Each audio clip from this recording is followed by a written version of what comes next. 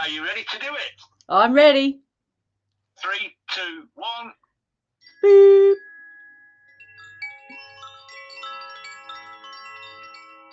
I hope you can hear that. That's a little bit of sun ray because, we're now in that time, aren't we? So, hello everybody on Holistic Radio and hi on YouTube. Okay, so when I was pondering the theme for this week's show, interestingly, randomly, what came up was the life cycle of the butterfly. And when I was looking at that, it just struck me, and it's probably not a unique thought that I've had, but it struck me the parallels between the evolutionary journey of the butterfly and our own evolutionary journey of self-realization. They have so many parallels. So that's what I'm going to talk about. I'm going to waffle on about that today. I will also pull some cards because, we're kind of getting into that, aren't we? So, yes, I'm sure we're all familiar with the life cycle of the butterfly and moths as well. I'm not actually going to talk about moths, but there is a really interesting factoid about the difference between butterflies and moths. So, butterflies, when they form when they're in the pupal stage, their cocoon, for want of a better word, is hard. It's a hard shell. Whereas a moth spins itself in silk, so it's softer, which is really, I find that fascinating. Anyway, so first of all, let's hit the word metamorphosis, yeah? Because that's essentially what we are going through. It's what the butterfly goes through, yeah?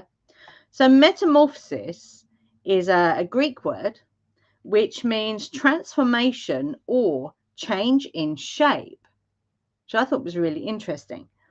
Because when we're going through our evolutionary journey, do we actually change shape? Well, I would say we do in certain layers, if you like. And in fact, our aura can change shape when we're going through our evolutionary journey.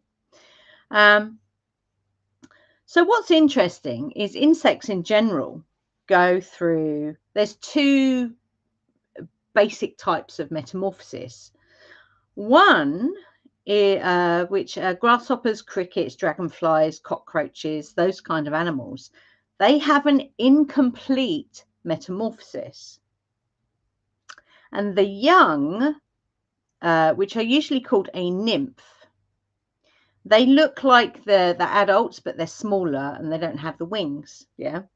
Whereas butterflies, moths, beetles, flies, I'll get onto that later, and bees have what's called a complete metamorphosis. So they're young, which are called larvae, larva, not nymph, yeah? They're very different. So the finished article is very different from how it began, yeah? So it's a complete metamorphosis. And with a complete metamorphosis, the beginning creature eats a completely different food to the end creature, which I find quite interesting. And I'll tell you why later on. So I'm kind of going to explore those two processes a little bit, but I want to talk a little bit about just very briefly about the different stages of the butterfly metamorphosis. So you've got the egg, the larva, pupa, and then the adult. Yeah. I mean, you're probably seeing butterflies all over the place. We're seeing a lot of the brimstone butterflies at the moment, and the white one, which I think is a cabbage white, but I'm not entirely sure. And they are, yeah, they're everywhere, and it's amazing. So the egg stage. So the eggs, which are very tiny, hatch in usually between 4 to 5 days, but other butterflies can take as long as 3 weeks. So that can depend on the weather, which makes sense, doesn't it, really? If it's wet and, dreary, then they're not going to do that well, really, are they? And obviously they lay their eggs on leaves or stems of plants. And those plants then become the food for the hatching caterpillars. So all this, I know we all learnt this stuff in infant school, but it will make sense why I'm talking about this. Yeah. So these eggs then hatch into larvae. So the larval stage is the caterpillar stage. Yeah. So they begin feeding and growing like crazy. Yeah. We all know the story of the hungry caterpillar, do we not? So it eats the host plant. But interestingly, they don't go anywhere else. They eat the host plant and that's it. Even if they run out of food, they don't go anywhere else, which I find quite interesting because the amount of times we've seen caterpillars crossing the path. So I think there are some caterpillars out there who don't quite follow the rules. As they eat and their bodies expand, their skin, so that's the exoskeleton, because it has a limited ability to stretch, becomes tight and then splits, and it sheds the skin, revealing the new skin underneath. So that's the molting. Yeah, again, that you will understand why I'm talking about that a bit later. But what's really cool is that a fully grown caterpillar can be over 100 times larger than when it emerged from its egg. And a lot heavier as well. And this food that's eaten at this time is stored and used in the next process, which I'll get onto in a minute. So there's an example here. The monarch butterfly egg is the size of a pinhead, but the caterpillar that hatches, it isn't much bigger than that, but then it grows to up to 2 inches long just in a few weeks. I mean, that's pretty hardcore, if you ask me. But again, some species, they binge and they get really big in a few weeks, while others take a lot longer. So there's a wood-eating carpenter worm, which is a caterpillar, that can take as long as 3 years to grow out of its larval state. I mean, that's quite incredible. I don't know where these wood-eating carpenter worms live, but it would have to be reasonably warm climate for them to, unless it burrows under the ground. I don't know. I didn't go into it any more than that. So yeah, these calories that they consume, that's the power, which then takes them through the transformation, the pupa stage, the transformation. So it finds a spot, that it thinks, this is a really good place. And then it forms its encasement in which it metamorphosizes. Like I say, moth caterpillars actually spin a silken cocoon. Pardon me, while, as we know, butterflies form a chrysalis. And it's what happens in that chrysalis which is just phenomenal. So caterpillar releases these digestive juices that break down most of its body into like a tissue cell soup. It sounds rather revolting, actually. But then it develops the wings, its legs, eyes, mouth parts, genitalia. And then, obviously when the butterfly emerges, then it's done. Well, for the time being. And then it goes off and finds a mate and reproduces and hatches, lays more eggs. But this pupa stage can last anything from a few weeks to several months, depending on the species, which I find quite incredible. Some of these pupa do bury themselves underground. So I suppose, yeah, it makes sense that if they're going to do the pupation stage underground, then maybe these caterpillars that go for years, they put themselves underground if it's a bit chilly. And it may look like nothing is going on. There's nothing to see here, but in fact, everything is going on inside that encasement. Yeah. And then obviously you've got the adult butterfly that emerges after however long, whether that's weeks or months or maybe years. But what's really fascinating is the adult butterfly is the complete opposite, total opposite of that caterpillar. So the caterpillar, you know, doesn't have much in the way of eyes, has very, stubby legs, short antennae, whereas the adults have long legs, long antennae, compound eyes, and they can fly. Caterpillars don't fly, not as far as I know. But a butterfly can't then grow. A butterfly doesn't grow more. Yeah. So it's total opposite. Yeah, which is, I find that fascinating. And another little factoid about butterflies. Some butterflies feed on nectar, but there are many species that don't actually feed at all, which I find incredible. So they must still have a store of energy from, all the way back when they were being a very hungry caterpillar. So yes, some butterflies even hibernate over winter, which again, who knew that? I didn't know that. I didn't know that there were butterflies out there that hibernated during the winter. So there's a point when the butterfly comes out where it hangs upside down. It pumps, and now I don't have the name of that, but it's a particular fluid that it pumps through its wings to puff them up, because they're a bit wonky when they come out. They're kind of, they're all kind of wrinkled against their skin and against their body, and they're all wet. So it pumps this particular fluid through its veins so that it puffs out the wings, if you like.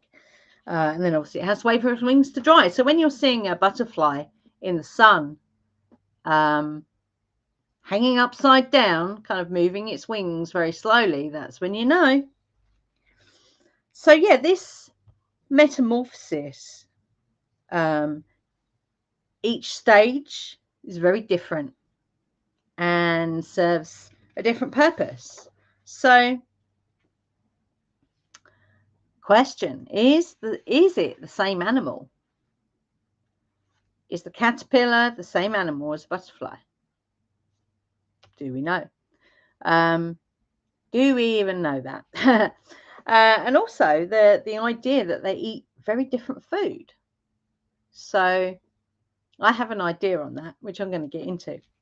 So our own evolutionary journey appears very similar to in the sense of what we experience as a fractal of the part of us which is bigger and sees everything.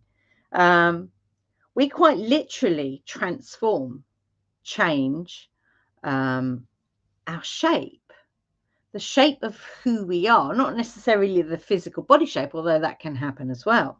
But on all levels, we change the way our being bees, if you like. And I do find it quite interesting that not all insects go through the same process. So I am postulating, and no, that's not a rude word, that we go through both of those processes. So we go through the incomplete metamorphosis, and then when we are ready, we go through the complete metamorphosis, which you could say is the true awakening. That's what I'm putting out there. And that a butterfly ends up looking and being nothing like the caterpillar at all speaks volumes on how an evolutionary process actually works. And we see this in nature all the time. So, for example, a conker looks nothing like a horse chestnut tree. Yes, a horse chestnut tree produces conkers, but the seed looks nothing like the tree, completely different. So when we are observing that transformation in the butterfly, can we not draw parallels to our own journey? And like I say, this is by no means, well, I don't think it's a new observation, but it's certainly it's come up on my radar. So, I'm drawing the parallels. So how I see this parallel journey. So the hatching of the butterfly egg is, I would say, is the first step in the true awakening process. Yeah. And just as a little aside, so the incomplete metamorphosis is a bit like treading water, I would say. That's kind of what it feels like. Maybe treading water is a bit harsh, but do you know what I mean? It's like, and I can take myself as an example of that, because for years I felt like I was in a holding pattern. So that to me was an incomplete metamorphosis. So yeah, the hatching of the butterfly egg is the first step in our awakening. And when that happens, how do we feel? And I surmise that we feel kind of small, we feel hungry for information on how to grow towards our self-realization. How do we do that? Because we're not taught any of this stuff. We have to find it out for ourselves. It's like we devour teachings, just like the caterpillar devouring the plant that it's living on. And if any of you have ever grown or tried to grow cauliflower or broccoli and not netted it, you know how fast, like overnight, they can get through a whole plant. I can't remember how many plants, this was years and years ago, how many plants I had in the garden, broccoli and cauliflower that I was growing. Didn't know anything about netting the plants to stop the cabbage white and other varieties. Overnight, ate my plants. So that's how voracious they are. And that is kind of what it feels like when we begin on this path of self-realization. It's like it's a hunger. That's kind of how it feels. But then as we start to integrate these teachings, it's like we morph our whole being and identity. So, if you reflect back to when you first got on a path of evolution, if you like, how much have you changed? How many identities, how many personas have you gone through? So I've gone through many, from anything from being a drinker to a yogi to a yoga teacher, to a sound healer, a devotee of different deities, witch, occultist, and we shared these personas like the caterpillar sheds its exoskeleton. We shed these things, and we also shed the things that don't serve us anymore. More importantly, we shed those things so that we can get to the true heart of who and what we truly are. Because some personas stay because they grow and evolve with us, but others we become too big for, literally, or they become too small for us, and we grow into the knowledge.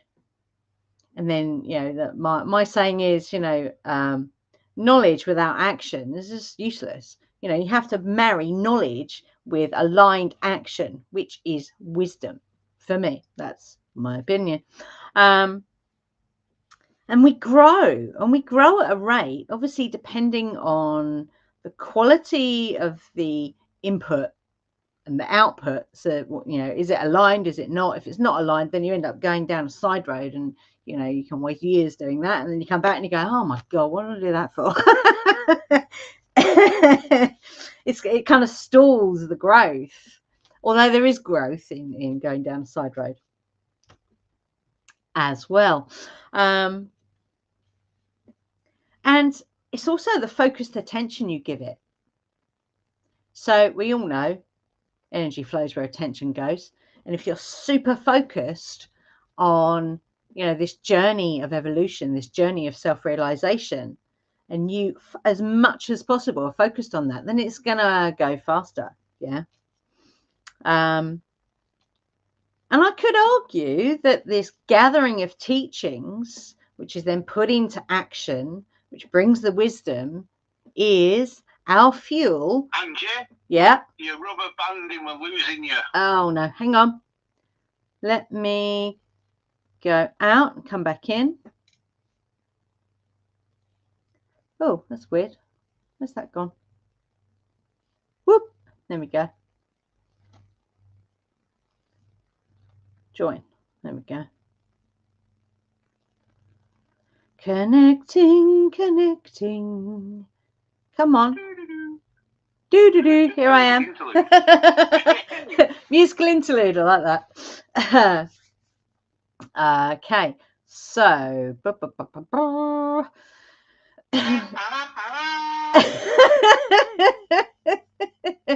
I like that. I like fanfare. That's nice. So yeah, marrying knowledge with action, which brings you wisdom, is I'm putting it out there. That's the fuel for our huge transformation. Yeah. And you've gone really quiet after the word is. Can you hear me now? Yeah, we can see. Right, let me. Different dimension. Come I back. think that's what she's done. Yes, she's butterflied out. Can you hear me now? Can you hear me? No? Okay, let's go out and come back in. Whoop. Okay, I'm back. Yeah. Can you hear me? Yes, we can hear you. Hey! Yes. I don't know what's going on there. It's very weird. Yeah, so the bringing of your wisdom and putting it into action, I would say that is the fuel for our transformation. That's my idea. And the main event of all this, of this transformation, is the pupa stage. So this is the place of meditation, in inverted commas. Meditation is in everything you do. Yeah. So you can be washing the dishes and you can make it a meditation, because it's where you're putting your focus, where you're putting your awareness. Yeah. It's the, as everyone says, it's the now moment. It's now. Okay. I know that wasn't rubber banding. That was me saying now 4 times or 5 times maybe. So this is the place of the void. Yeah. This is the void space. This is the soup, the caterpillar soup, if you like, where everything is broken down. Everything is being alchemized. Everything is, you know, being reduced down into its component parts, ready to be built, rebuilt as the self-realized butterfly. Yeah. An evolved being, the being that we truly are. This is alchemy. This is pure alchemy at its most finest. Yeah. And do we think the caterpillar resists that? No. Do we think the butterfly resists, you know, when it's flitting about doing butterfly things? No. So maybe we can take a lesson from the caterpillar and the butterfly. So, you know, in this pupa stage, this is where the magic happens. and also where we can find the most resistance. Because there's things, you know, if we're super attached to lots of things and they're breaking down, that's where that resistance comes in. Yeah, because you know, I know from personal experience, letting go of things can be challenging. Let's put it nicely. So the more resistance we bring to that transformation, the longer that stage is going to take. That makes sense. You know, if you put roadblocks in front of yourself, it's going to take longer to get over those roadblocks. Yeah. So just move them out of the way. You're in control. You're driving the car. Take them out of the way. I know that's easier said than done, but that's not what this is about today. So like the transforming butterfly, you know, it may look sometimes like there's nothing much, you know, nothing's happening here. It's like, where's my transformation gone? Where is it? But in fact, everything is happening, even though sometimes it looks like nothing's happening. Yeah, but I'll get into that in a minute. Just as a little aside, so there are many ways, all paths lead to self-realization. You know, whether you take the long path or the short path, you know, the magical path or the Ningbo path, it doesn't matter. Everyone is under this umbrella of ascension. Everyone, even if you don't realize it, you're there. So there are so many roads that lead to it. And back in 2020, we did a deep dive with Sekhmet. And part of that journey with Sekhmet was literally allowing the dissolving of all of ourselves into Sekhmet, in Sekhmet's belly, and becoming that primordial soup from which our new self was reborn. And it was extremely intense over 21 days. It's probably the most intense magical work I've ever done in my life. And it was amazing. Truly, truly amazing. What's really interesting, I don't know if you guys are noticing this at the moment. We certainly are. We're having direct experience of this this alchemical soup process, so things breaking down. We're seeing this mirrored in the large institution thought forms without question. We are seeing this very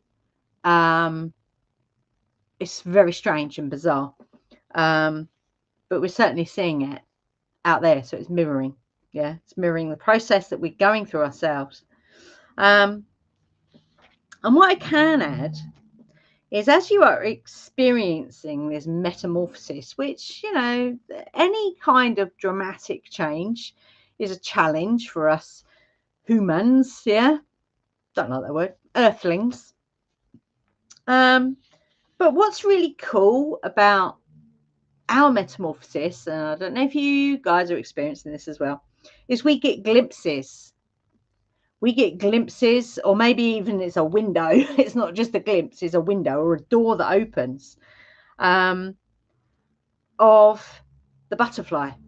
We actually see, feel, hear, experience what it's like to be a butterfly as we're going on this process. Yeah, well, that's been my experience anyway. And one of those is recognizing the very stark changes in your being when you reflect back, yeah, just how far you've come. That's an indicator that you've been in the pupa state. There is changes going on, and sometimes we don't. You know, you're going along on the journey and you don't actually realize how many miles you've done and how much you've changed on that journey. It's only really when you stop and reflect back. It's like when you're climbing a massive hill or something.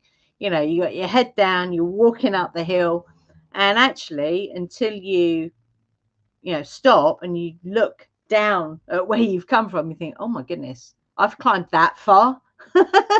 Yes, you have.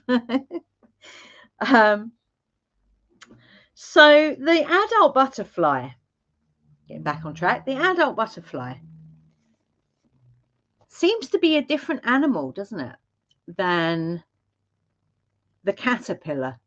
It's the total opposite, yeah, which I would say is, you know, what we are told we are by society, yeah, is actually the complete opposite of what we truly are, which is not confined to the physical body. It's not, you know, just the mind. You know, it's not, you could even say that it's not, we're not the organs that make up the physical body. Yeah,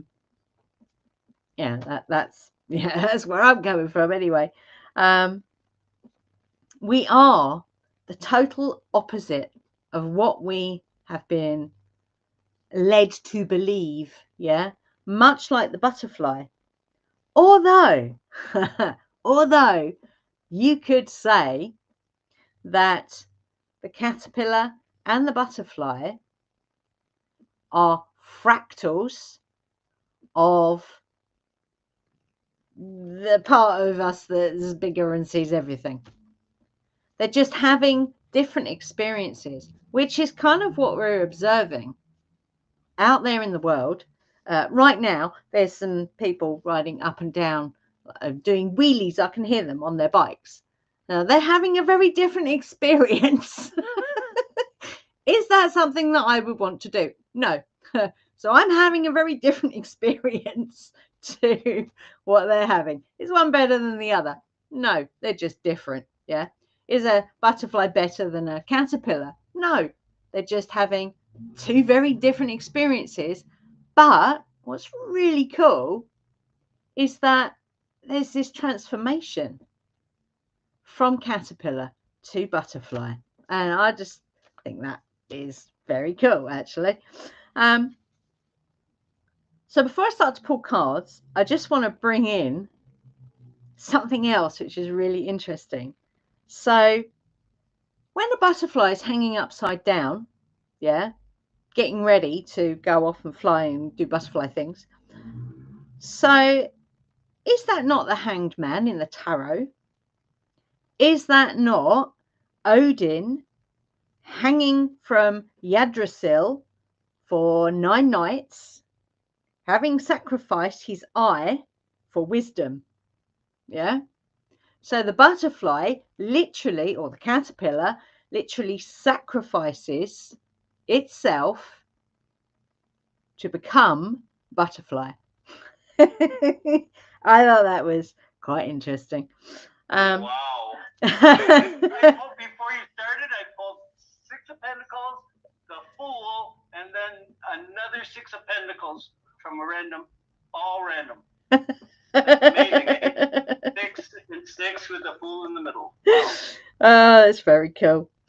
So like the butterfly, each stage of our evolution is very different. You know, even from child to adult, it's very different.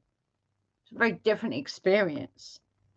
And each one of those stages brings unique gifts, which then lead us to the next stage, which is the synchromistic path, in my opinion, anyway.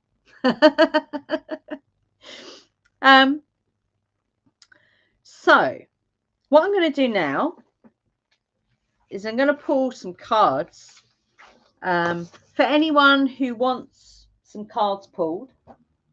If anyone would like me to pull some cards.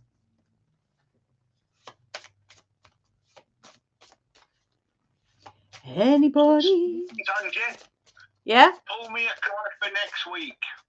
Okay. Ooh. What's the following week got in store for me? Ooh, okay. So I'm using the Siren Song Lenormand deck, which is has a kind of steampunky nautical theme to it, which is really cool. Oh, yeah, Oh, yes. I'm quite into the steampunky sort of thing. Okay. I like that. I like that sort of combination of anarchistic sort of Victorian industrial revolution sort of fashion sense, and even some of the steampunk music as well is pretty cool. Yes, I'll go with that. Okay, so we have, so there, let me take photos for you. Let me do that. What am I doing? Going there. So this is the Lenormand Tower card. So the tower in Lenormand is very different to tarot. So this can either indicate an institution, or it can indicate time by yourself. But what's interesting is you've got the child, the cross, and the stars as well. So the stars card is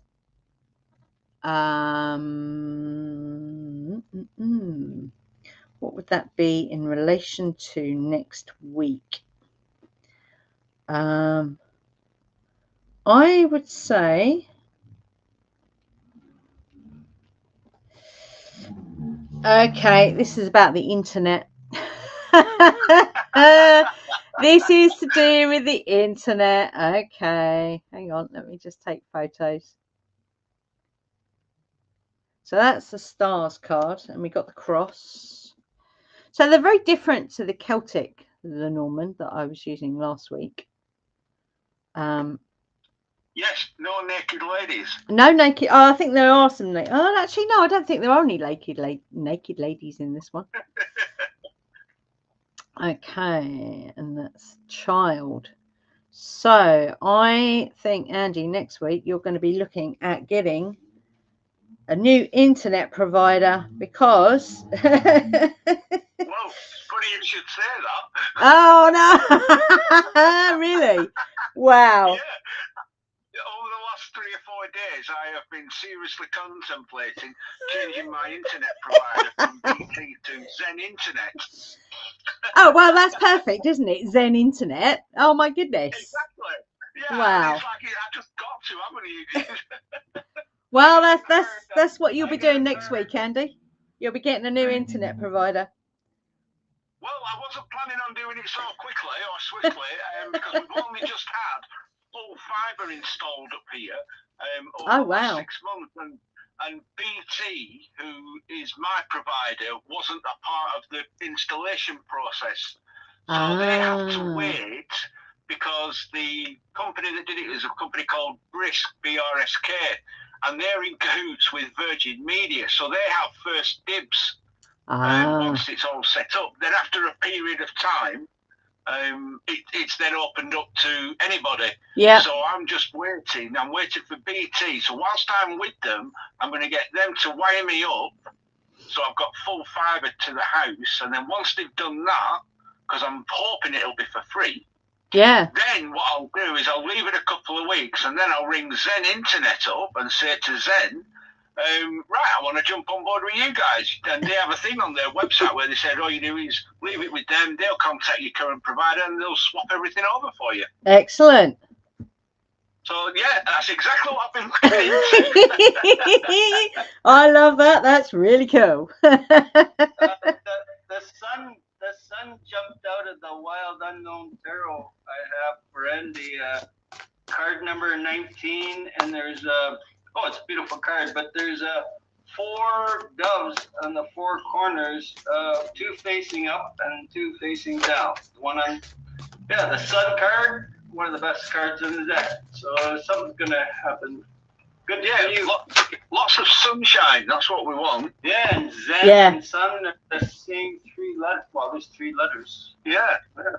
Zen, Sun, Zen.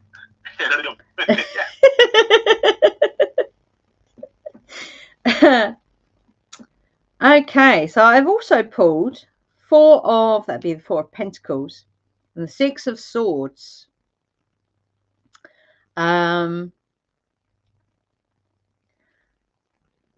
So there's a lot of solar plexus energy in this card. Let me just do the picture.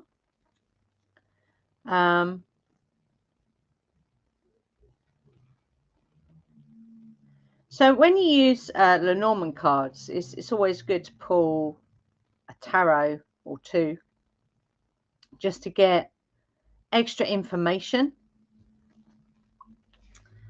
So that's the four of wheels is the Four of Pentacles. So that's oh, hang on. Silly thing won't focus. There we go. And the Six of Swords. So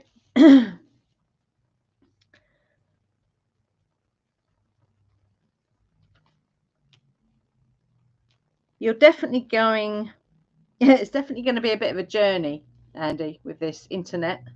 That's what I would say. So I'm not planning on it being a journey. I'm planning it might take a couple of weeks to all come together, but well, you the framework was for, when I say a journey, I don't necessarily mean a long journey. Or a physical one. Yeah, or a physical one. Hang on, let me get those cards back again. Let me have I was Tower. thinking 19 days from the 19 card. Or 10, because we got 4 and 6. And actually the Tower is 19. So yeah, it could be. The institution could take 19 days. So yeah, you're right there, Kevin. Yeah, I'll go with that. Because on the Tower card, it says 19. So that's the institution that you are going with, Andy. Right. So yeah, I agree, Kevin. 19 days. Mark that in your calendar, Andy. But I would say from today, because that's when you've asked today about this week. But it's not a, when I say it's a journey, I mean it's you might even get some kind of not compensation, but some kind of incentive with the Four of Pentacles.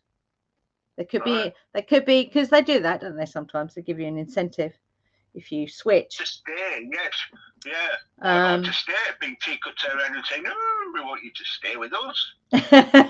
Yeah, and you go, "No, I'm going over there. Thank you very much." Yeah. But it might be, it might be a bit of because the stars kind of indicates that as well. It might be like a plotted journey, if that makes sense. Does that make sense? So it's one step and then another and then another. But like you say, the institution takes care of that for you. Takes care of that for you. Sorry. Yeah. Right. Thank you for that. That's all right. That's right. I love it. I love it when that stuff comes out. It's amazing. Would anyone else like me to pull them some cards? Either for the week ahead. Why not, Andy? Please, thank you. Would you like the week ahead, or would you like some information on where you are in your butterfly journey? Oh gosh, I think butterfly journey resonated with me. Okay. Thank you. That's all right. Let's see what comes out. So I'm still using the Siren Song Lenormand. Oh, there we go. Oh, Crossroads. Oh. I got 4 of Wands for. 4 of Wands. Nice. Oh, what we got? Oh, Snake. So the overarching energy is one of you've literally reached a crossroads in your journey.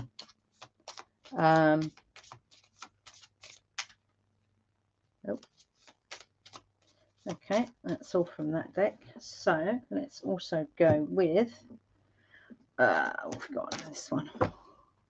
So I'm pulling also from the, I can't remember what these are called. These are a slightly different Lenormand deck that have got extra cards. There we go. Compass. Oh. Okay. So we got Crossroads. So this is the Crossroads card. Let me just get that focused. So we got Crossroads. Doo, doo, doo. And then we got Snake.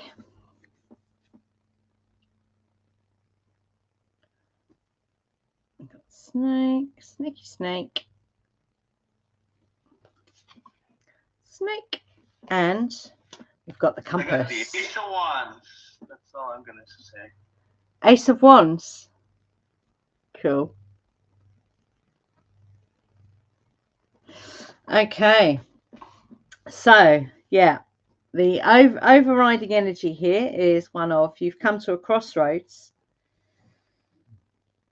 And so the snake in the Lenormand can be like what's the word I'm looking for?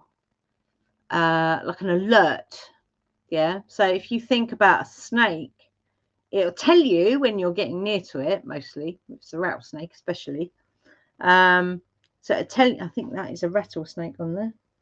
Possibly. Looks like it. Looks like it's got a rattle on the end of its tail. So it's like there's something when you're making a choice, getting your bearings, the compass, just have your antennae ready to guide you when that rattlesnake does its thing, if that makes sense. Let me pull a tarot as well. Whoop, there we go. Ooh. Oh no, that's ridiculous. That was a huge amount of cards. You love it when it goes, yeah, let me throw all these at you. Okay, not. Okay, so we've got the King of Swords, King of Cups, all the kings, and the King of Wands. Yeah, I shuffled these cards many times before. So you've got... Okay. So in coming to this crossroads and having your wits about you when you're getting your bearings of where to, what choice to make, what decision to make, just know that you have at your disposal so I like to use the elementals with the tarot. So you've got the King of Swords, which is air, King of Cups, which is water, and the King of Wands, which is fire. So you have these three energies balanced, which can help you to make the choice that is not going to set off the rattlesnake. Is there anything else in those cards that is popping out? I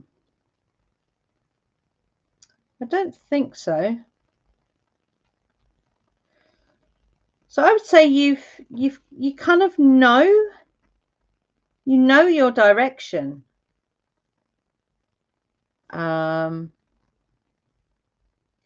It could be like a tweak of focus, if that makes sense, rather than a big decision. I think it's more of a tweak of focus because you've got these three kings. That's what I would say. It's more of a tweak than a big choice, if that makes sense. Does that make sense? It does make sense. Ah. Yeah, it does make sense. And I think, I'm not 100% sure, but I think the snake makes sense as well. Okay. I think. I'm not 100% sure. But we'll find out, won't we? We three kings of Orient are... Try to light a rubber cigar. It makes me think that Jackie has all this one in a car. It makes me think she has all the tools she needs. If she has the 3 kings, absolutely. she has the ace of wands.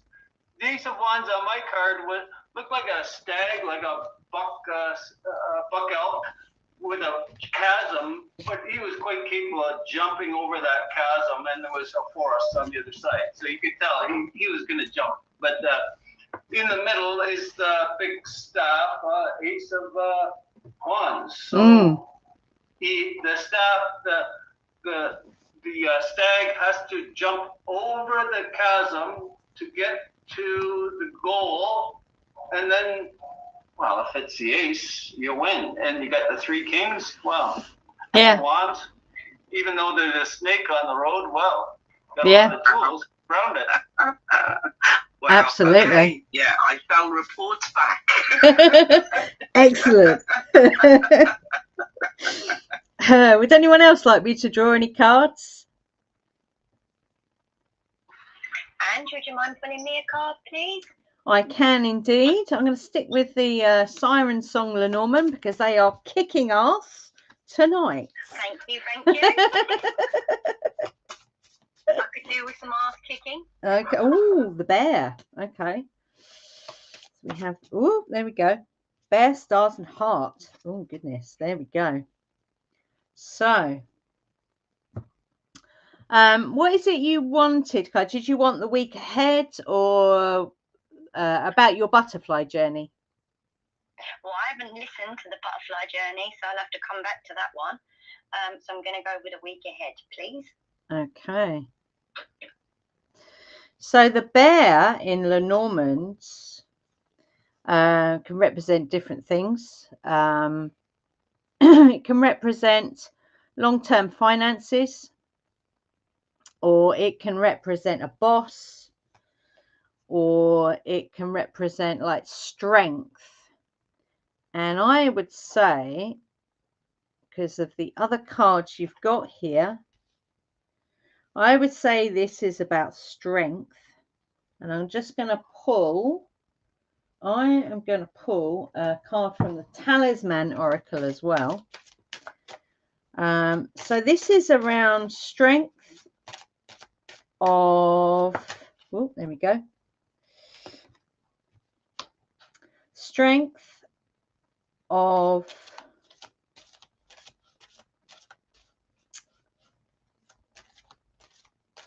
the words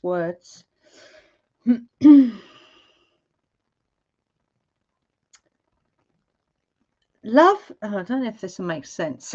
I've got to stop saying that. Love of future. So I don't know what that means for you, Carly. Strength of the love of future. Okay. I have 3 of Wands, which is envisioning the future. The 3 of Wands indicates you've had continued support from others, perhaps from your parents or 2 good friends. With their help, you formed a sense of self, of your values and morals. But now it's time to rely on yourself for guidance. Clarify your goals and cast others' needs and opinions aside. The future is infinite, and it is yours. No one else can see through its layers of light and shadow. There you go. Do you know what's really interesting about that, Kevin? I've just pulled 2 other cards as well from the Talisman Oracle. And I got concealment. So, and then we've got eternal charisma. So, Carly, I think it's quite clear the message here. Stop hiding. Stop hiding, dear. Stop hiding. Wow. Okay. Here I am. You know what Kevin just pulled there. Yeah, love. Yeah, I think it's time to stand up and sing. Be strong in that. Be strong in, yeah, be in love with your future and stop hiding. And yeah, eternal charisma. I mean, that is a phenomenal card. I love that card. And It has flower on it. It's got a rose on it, which is the heart card. So that is the connection. And I know everyone talks about it, but really connecting with your heart space just opens everything. Everything. I love that. It's so cool. That's your strength. Brilliant. Thank you, guys. That's okay. Well, I'm going to love it and listen back. Cool. Thank you, Ange. Thank you, Kevin. Appreciated. And Cool. thanks to all. Anyone else? I think that's everyone, isn't it? Yeah, I think, well, you haven't done Kevin. Would you like me to pull you some cards, Kevin? You can pull some at the same time. Sure. Yeah, I'll just leave it to you to pull cards for me. I don't want to pull for I pull for myself enough. Okay, stars. Stars are coming out a lot at the moment. Oh, lucky. So we got the stars. I've already put that one up. No, I'll do it again. Hang on. Don't be lazy, Ange. So we got the stars.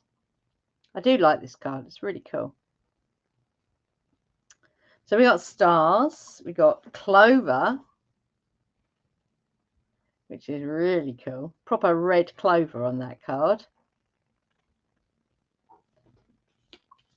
And we have fish. So if you're after the week ahead, Kevin, there's some luck in the air, I would say. Something is going to come your way next week. In a lot of it, a lot of luck is in the stars, literally. Yeah. So let's see if we can. Let's go with what is this? This is the, I can't read that. This is the something light. What does it say? Sacred Light Oracle. So let's see what comes out. Let's see if we can find out a bit more information about. Woo, that's a ridiculous amount of cards. Stop it. Okay, here we go. What is this pertaining to? Sacred purpose. You have the answer. Lucid dreaming. There you go, Kevin. So there's something around sacred purpose, meaning from where I'm standing, meaning, yeah, what really makes your heart sing. Yeah. So there's something going to come your way next week in abundance, which is, it might seem like a flash in the pan, but it's a real opportunity. So awesome. I just got my conga drums today. Yeah, went down to the pawnbroker and I was gonna get one for 200 from some other guy. He wouldn't deliver it for 200, so I said, oh well. But I got two for 200 and $100 off from the pawn shop. I said, well, you take two. You want a three? You take two? Yep. Okay. Excellent. Sitting right here. So I'm up to the bongos. Yeah, so keep your eyes peeled for that, Kevin, I would say.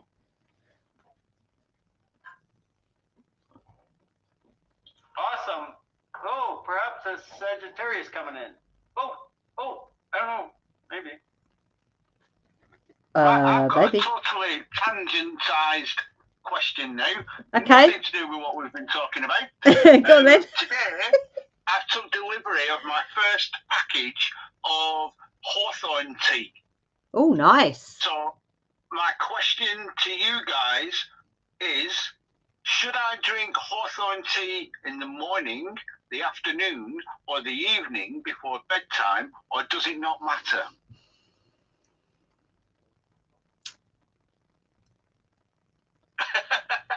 I would try it each time and see what suits you best. Well, I'm just putting it out there just to see what feedback comes back, because I don't know. Normally, I'm having my tea, my herbal teas now instead of coffee, because I've been coffee free now for about 5 weeks. So in the morning, my coffee machine has turned into a tea making machine. So I put my herbal tea in. I've got a green tea and I've got a red bush tea that I mix together, and I've now got my hawthorn tea. So is hawthorn, is it a mellow, chilling out drink, or is it a first drink in the morning kind of drink? I suppose my suggestion is to drink it in the morning and see what happens. Well, I don't want to drink it at 6 o'clock in the evening and then be wired all night. I don't think that's going to be the case. I'll get back to you on that. I'll ask Catherine about that hawthorn tea. She'll know. Okay. Yeah, I'll ask someone for you, Andy, and get back to you. Sure. And I've got dandelion tea coming soon as well. Oh, dandelion is lovely. Love dandelion tea. So I don't think it's the root. I think it's the flower and the stem that they've made the tea out of. It's not like the root where you can make coffee from it. Yeah. So that's coming soon. I've got that. So what I'm thinking of is I'm going for the flowers. I'm going for hawthorn flowers, dandelion flowers, and we'll see what other flowers they do, and then make a blend of my own. I've got a 3-litre Kilner jar sat there now empty because I don't use it for coffee.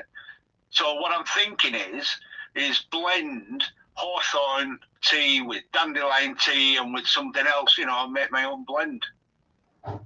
Cool. Great idea. I did deep fried dandelion heads one spring when they first came out. I picked about a quarter pound, and I had some flour and breadcrumbs, and I bought some avocado oil they wanted. So that's what I bought. It's expensive.